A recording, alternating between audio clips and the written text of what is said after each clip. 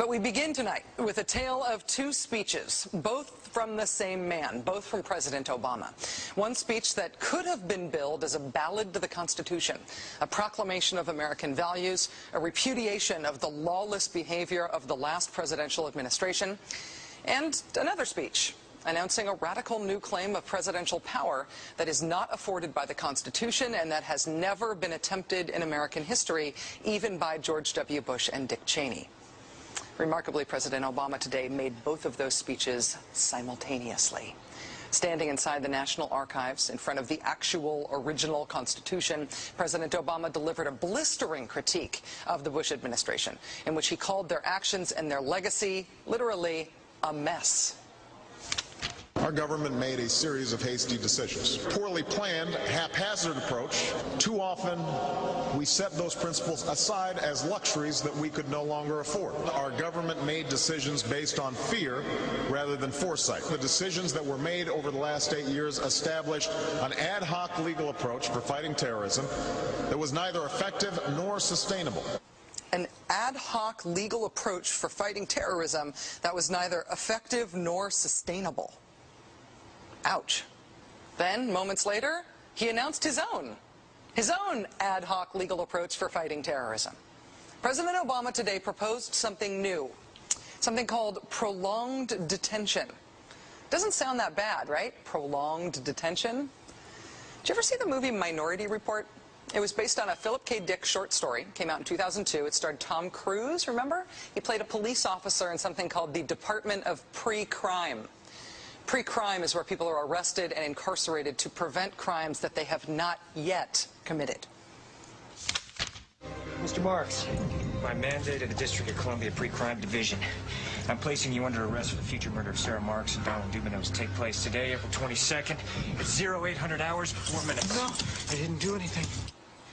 You didn't do anything, but you're gonna. Future murder. Creepy, right? Putting somebody in jail not for what they've done, but for what you're very sure they're going to do? There may be a number of people who cannot be prosecuted for past crimes. In some cases because evidence may be tainted, but who nonetheless pose a threat to the security of the United States. We're not prosecuting them for past crimes, but we need to keep them in prison because of our expectation of their future crimes. Al-Qaeda terrorists and their affiliates are at war with the United States, and those that we capture, like other prisoners of war, must be prevented from attacking us again. Prevented. We will incarcerate people preventively. Preventive incarceration.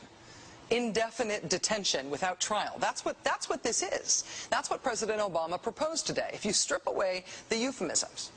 One civil liberties advocate told the New York Times today, quote, "We've known this was on the horizon for many years, but we were able to hold it off with George Bush. The idea that we might find ourselves fighting with the Obama administration over these powers is really stunning." And it is stunning, particularly to hear President Obama claim the power to keep people in prison indefinitely with no charges against them, no conviction, no sentence, just imprisonment. It's particularly stunning to hear him make that claim in the middle of a speech that was all about the rule of law. But we must do so with an abiding confidence in the rule of law. Our government was defending positions that undermine the rule of law to ensure that they are in line with the rule of law. How can a president speak the kind of poetry that President Obama does about the rule of law and call for the power to indefinitely, preventively imprison people because they might commit crimes in the future? How can those two things coexist in the same man, even in the same speech? Well, that brings us to the self-consciously awkward, embarrassing part of this speech today. After condemning the Bush administration for what he called their ad hoc legal strategy, for trying to make things seem legal that patently weren't, this is what President Obama proposed. My administration has begun to reshape the standards that apply to ensure that they are in line with the rule of law.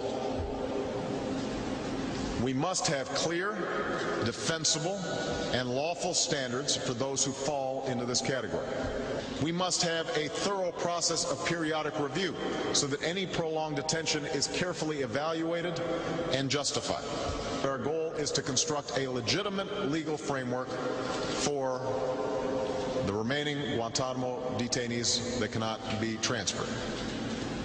Our goal is not to avoid a legitimate legal framework.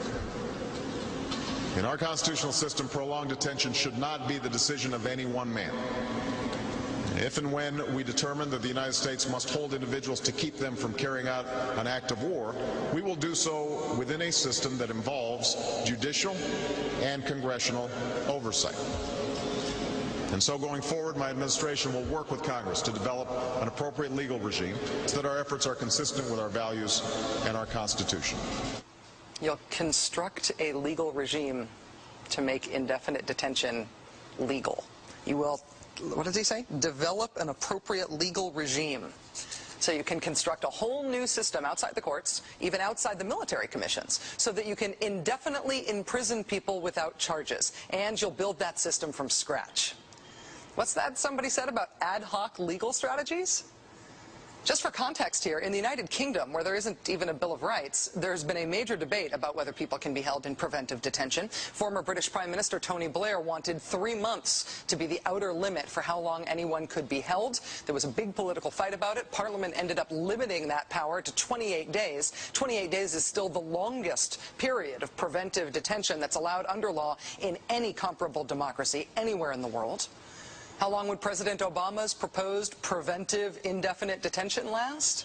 Well, he's not saying yet, but here's how he defines the threat that he says makes indefinite detention necessary. Right now, in distant training camps and in crowded cities, there are people plotting to take American lives.